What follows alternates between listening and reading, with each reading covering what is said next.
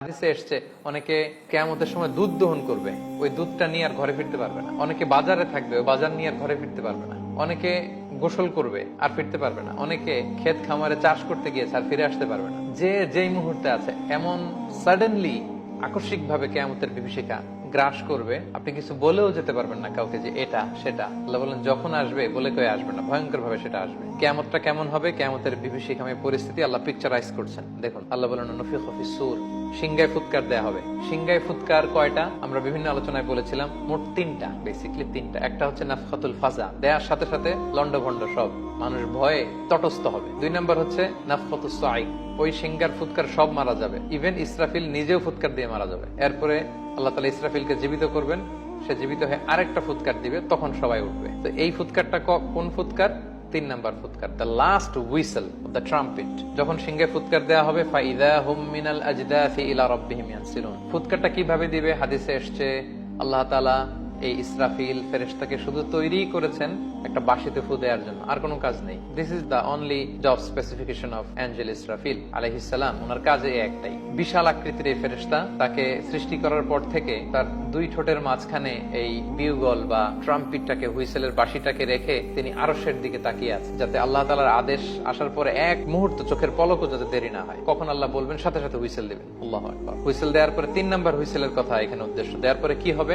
মিনাল আজদাসি ইলা রাব্বিহিম ইয়ানসিলুন। অনেক মুফাসসির বলেছেন মিনাল আজদাস মানে মিনাল কুবুর, কবর থেকে লাশগুলো উঠতে আরম্ভ করবে, এবং ইলা রাব্বিহিম ইয়ানসিলুন, আল্লাহর দিকে দৌড়াতে শুরু করবে। ইয়ানসিলুনের অর্থ অনেকে বলেছে ইয়ানতাশিরুন, ছুটবে। আবার ইয়ানসিলুন শব্দের রুট ওয়ার্ড হচ্ছে নাসল। নাসল মানে জেনারেশন, মানে জেনারেশন টু জেনারেশন উঠবে, জেনারেশন টু জেনারেশন উঠবে। লক্ষ লক্ষ বছর আগের মানুষ উঠবে। কিয়ামতের আগে, সপ্তাহখানিক আগে যে মারা গেছে, যার বডিটা হয়তো এখনো পচে নাই, সেও উঠবে। আবার লক্ষ লক্ষ বছর আগে সেই যে আদম আলাইহিস সালামের ছেলে হাবিলকে হত্যা করেছিল কাবিল, হাবিল হচ্ছে পৃথিবীর প্রথম নিহত মানব, তার কবরের জিন্দেগিটা বড্ড লম্বা, তিনিও উঠবেন। জেনারেশন টু জেনারেশন সব উঠতে আরম্ভ করবে। আজদাস অনেকে বলেছেন কবর, আসলে আজদাস আরো ব্যাপক। কবর ছাড়া অন্যান্য জায়গা থেকে উঠবে, কারণ পৃথিবীর অনেক জায়গায় বন্যা হয়েছে, অনেক জায়গায় সভ্যতা চেঞ্জ হয়েছে। একসময় এখানে কবর ছিল, লাশ ছিল, এখন এখানে শহর হয়ে গেছে, ডাউন টাউন। এর ভিতরে তো মানুষের লাশ পড়ে আছে মাটির নিচে, বা তার কোনো না কোনো অস্তিত্ব আছে। আল্লাহ বলেন ওইখান থেকে আমি উঠাবো, দলে দলে, জেনারেশন টু জেনারেশন সব উঠবে। এরপরের আয়াতটা খুব ইন্টারেস্টিং, আমার খুব পছন্দের আয়াত। উঠে কি বলবে? ক্বালু ইয়া ওয়াইলানা মান বা'আসানা মিন মারকাদিনা।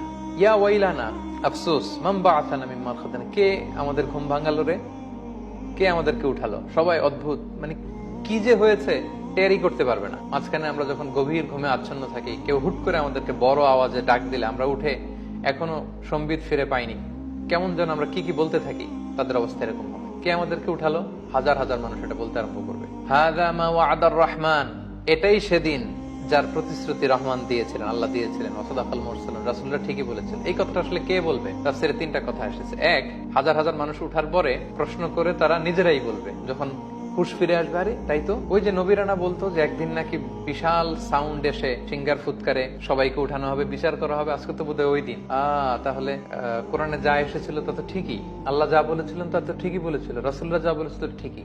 এই যে নাস্তিকরা, যারা আল্লাহ বিশ্বাস করেন, আখিরাতে বিশ্বাস করেন, ওই দিন হুশ ফিরে পাবে। হায় রে, কত আমরা ফেসবুক লাইভ করতাম, কত পডকাস্ট করতাম, স্রষ্টা নাই, আখিরাত বলতে কিছু নাই, there is no life after death, এগুলো বলতাম।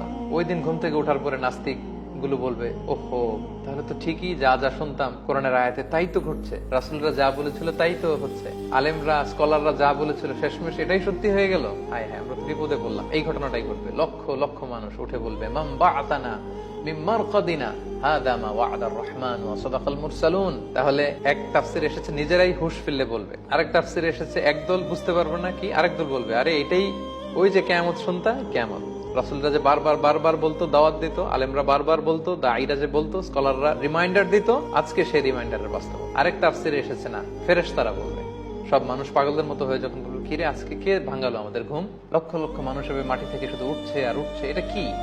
তখন ফেরেশতারা উপর থেকে বলবে, হাযা মা ওয়া'দার রহমান ওয়া সাদাকাল মুরসালুন, এটাই সেদিন যেদিনের প্রতিশ্রুতি দয়াময় মেহেরবান আল্লাহ তাআলা দিয়েছিলেন এবং নবীরা বলেছিলেন। ইন কানাত ইল্লা সাইহাতান ওয়াহিদা, এক বিকট চিৎকার, বিকট আওয়াজ সেদিন হবে। ফাইদা হুম জামিউল লাদাইনা মুহদারুন, আল্লাহ বলেন সব মানুষ সেদিন আমার সামনে দাঁড়াবা, আমার বিচার সেদিন শুরু হবে, আমার সুপ্রিম কোর্টের কাঠগড়ায় তোমরা দাঁড়াবে।